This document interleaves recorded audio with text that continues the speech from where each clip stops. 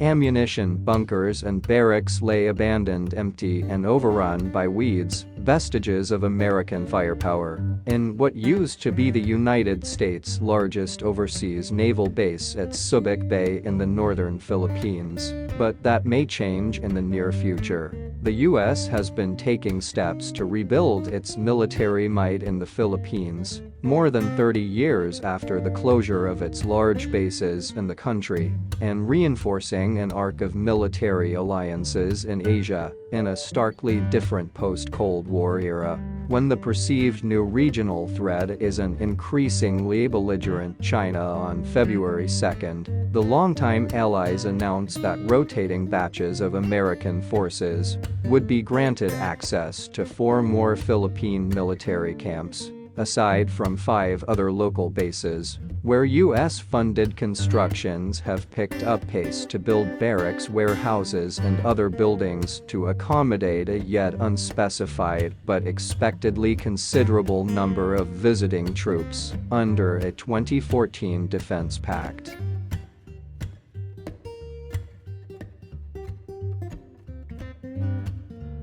Political scientist Andrea Chloe Wong said the location of the Philippine camps would give the U.S. military the presence it would need to be a strong deterrent against Chinese aggression in the South China Sea, where China, the Philippines, and 4 other governments have had increasingly tense territorial rifts, as well as a potential Chinese invasion of Taiwan, which Beijing views as its own territory, to be brought under Chinese control by force if necessary. Around the former U.S. Navy base in Subic, now a bustling commercial free port and tourism destination, northwest of Manila, news of the Philippine government's decision to allow an expanded American military presence rekindled memories of an era when thousands of U.S. sailors pumped money, life, and hope into the neighboring city of Olongapo. The U.S. Defense Secretary Lloyd Austin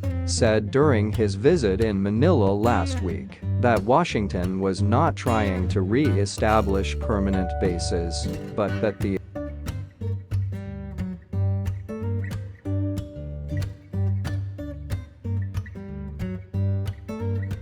agreement to broaden its military presence under the Enhanced Defense Cooperation Agreement was a big deal. Visiting American military personnel could engage the Philippine military in larger joint combat readiness trainings, provide help in responding rapidly to disasters, and press efforts to help modernize Manila's armed forces. Austin and his Philippine counterpart, Carlito Galvez Jr., said this is part of our effort to modernize our alliance, and these efforts are especially important as the People's Republic of China continues to advance its illegitimate claims in the West Philippine Sea. Austin said at a news conference in Manila, Chinese Foreign Ministry spokesperson Mao Nance, of the U.S. military strengthening in the region was escalating tensions and risking peace and stability. In November, then Armed Forces of the Philippines Chief of Staff, Lieutenant General Bartolome Baccaro, disclosed that the sites included the strategic Subic Bay, where the Navy base was once a boon to the local economy.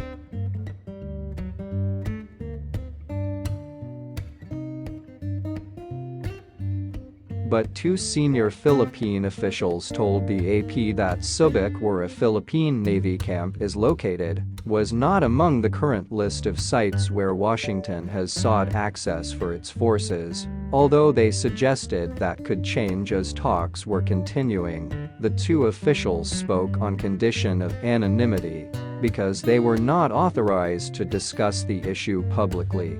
Freeport Administrator Roland Paulino said he has not been notified by the government that the former American naval base has been designated as a potential site for visiting U.S. forces. A renewed U.S. military presence at Subic, however, would generate more jobs and raise additional Freeport revenues at a crucial time when many Filipinos and businesses are still struggling to recover from 2 years of COVID-19 lockdowns and an economic recession wrought by coronavirus outbreaks. Paulino about the size of Singapore.